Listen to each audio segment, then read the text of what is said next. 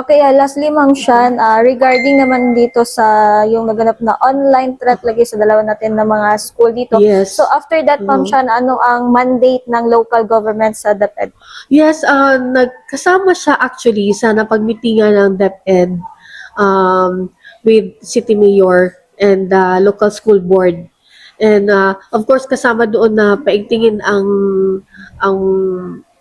security, especially pagpasok pa lang sa eskwelahan.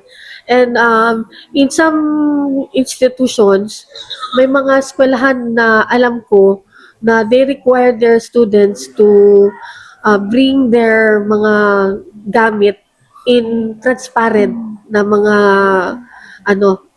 bags or envelopes para tawag dito hindi ma-prevent yung situation na yung mga threats na ganito. And the same goes for the public institution. The DepEd has put in place measures and mechanism para maiwasan yung ganito. As a matter of fact, yesterday, supposedly magkaroon ng press con to announce na mag face-to-face classes na ang DepEd. Pero since nangyari yung lindol kahapon, na-suspend suspend yung press con natin.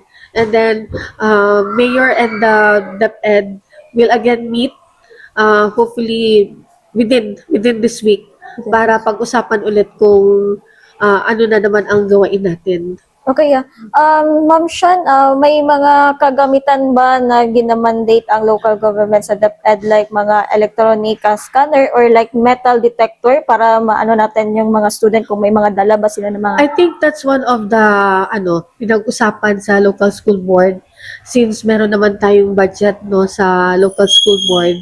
So doon pinag-usapan ko ano ang mga kagamitan na kailangan nating i-procure na para ma-prevent yung ganitong yung threatening scenario na nag-viral.